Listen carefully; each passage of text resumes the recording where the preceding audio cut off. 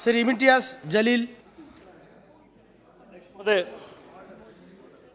यकीनन हुकूमत आप चलाने की बात कर रहे हैं। मैं आपको सरकार के कुछ ऐसे गुणों के बारे में बताना चाहता हूं जिसके बारे में शायद आपको भी पता नहीं होगा।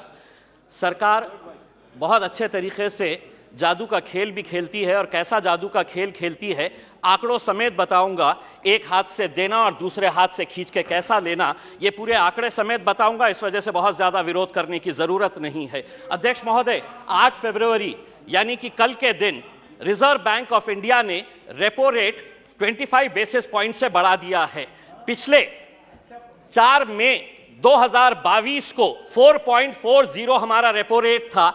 8 महीने के अंदर 6 मरतबा रेपो रेट बढ़ाया गया है और अब ये रेपो रेट हो गया है 6.50। अब हो सकता है इनमें से कोई खड़े रहेगा और कहेगा कि आरबीआई है, इसका हमारे से क्या लेना देना, बजट से क्या लेना देना। तो सुनिए गौर से, आरबीआई जब रेपो रेट बढ़ाता है तो किसी ने 20 साल के लिए होम लोन लिया है, यानी कि 240 महीने के लिए लोन लिया है, और रेपो रेट 2.25% से बढ़ गया है, तो 120 से 160 महीने का एडिशनल ईएमआई उसको भरना पड़ता है। किसी ने 25 साल के लिए यानी कि 300 महीने के लिए लोन लिया है, और अगर 2.25% से रेपो रेट बढ़ गया है तो उसे 199 महीने एडिशनल ईएमआई देना पड़ता है।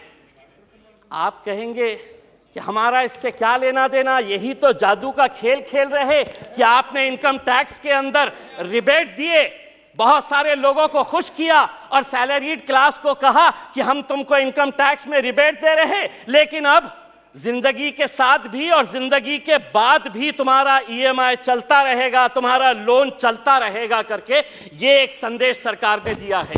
अध्यक्ष महोदय, एजुकेशन के लोन के अंदर सरकार ने जो आंकड़ा दिया है स्कूल और हायर एजुकेशन के लिए 1,12,899 करोड़, बहुत अच्छा बढ़िया सा फिगर है, जिसमें से 61% स्कूल एजुकेशन के ऊपर खर्च किया जाएगा, और इन्हीं पैसों के अंदर से 14,500 पीएम श्री नाम के स्कूल्स बनाए जाएंगे। अध्यक्ष महोदय, मैं पूछना चाहता हूं, जो बच्चे आज गांव के अंदर पढ़ रहे हैं, जो जिला परिषद के स्कूलों के अंदर पढ़ रहे हैं, मेरे अहम सिर्फ अकेले औरंगाबाद जिले के अंदर अभी सर्वे करवाया सरकार के जरिए 1600। राणे साहब, आप महाराष्ट्र से आते हैं, अकेले औरंगाबाद जिले के अंदर 1600 ऐसे स्कूल्स हैं जिनके सर के ऊपर बच्चों के क्लासरूम्स के अंदर पक्की छत नहीं है, टीन के शेड के नीचे ये 1600 बच्चे तालीम हासिल कर रहे हैं। उनका कसूर सिर्फ इतना है कि वो किसानों के बच्चे हैं, वो गरीबों के बच्चे हैं, वो मजदूरों के बच्चे हैं। आप बनाइए नए स्कूल्स, लेकिन आपके पास 1 साल बचा हुआ है। यह अहद करिएगा, प्रधानमंत्री जी को कहिएगा कि पीएम श्री नहीं, उन पूरे स्कूल को हम पीएम महाश्री नाम देंगे। अगर 1 साल के अंदर ये 1600 औरंगाबाद जिले के स्कूल्स को अगर आप बदलते हैं तो हम भी कहेंगे। अगर 1 साल के बाद अगर ये कर पाते हैं तो इम्तियाज जलील यहां पर खड़े रहकर कहेगा, वाह मोदी जी वाह। दूसरी ये बात है अध्यक्ष महोदय, माइनॉरिटीज के बारे में मैं ये बताना चाहता हूं। राणे साहब, हम तो फूल थे, तुमने हमें कांटा बना दिया, और अब इसी कांटे से कहते हो कि चुभना छोड़ दे। नहीं छोड़ेंगे हम लड़ेंगे, क्योंकि इस मुल्क के ऊपर जितना आपका इख्तियार है उतना इम्तियाज जलील का भी इख्तियार है। अगर आप हमारे साथ नाइंसाफी करेंगे तो हम खामोश नहीं बैठेंगे, हम लड़ेंगे। क्या वजह है कि आज फाइनेंस मिनिस्टर हमको इस बात का जवाब दे कि कैसा 38%, कौन सी ऐसी मिनिस्ट्री है जिसके अंदर 38% का बजट कम कर दिया गया है। 1913 करोड़ रुपया आप हमारे गायब कर देते हैं, और आप ये उम्मीद करते हैं अध्यक्ष महोदय, आप ये उम्मीद करते हैं कि हम खामोशी से इसको बर्दाश्त कर ले करके। मैं आपको बताता हूं कि नीति आयोग की पॉलिसी डॉक्यूमेंट है, the action agenda and the strategy document ने क्या कहा है।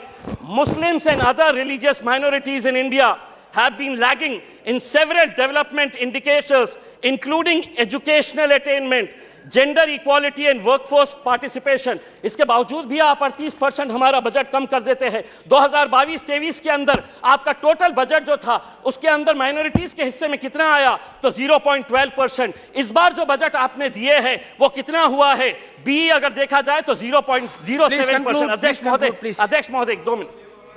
तो ये टोटल एलोकेशन, अध्यक्ष महोदय, ये कितनी गंभीर बात है कि देश आगे बढ़ेगा, लेकिन माइनॉरिटीज के लिए जो बजट दिया गया है 2012 और 13 के अंदर जो बजट था वो बजट इस बार दिया गया, यानी कि देश आगे बढ़ेगा और माइनॉरिटीज पीछे रह गए। ये कब तक चलेगा?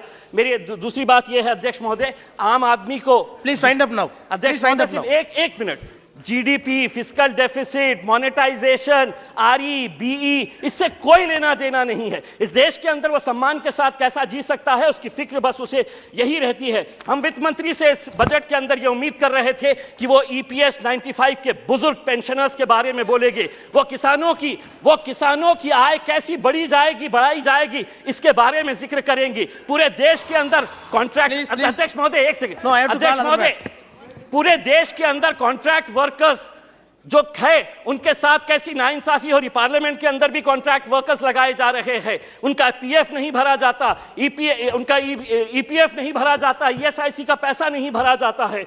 मैं अध्यक्ष महोदय ये उम्मीद कर रहा था कि जाने से पहले इस देश को तंबाकू और शराब मुक्त करके जाएंगे।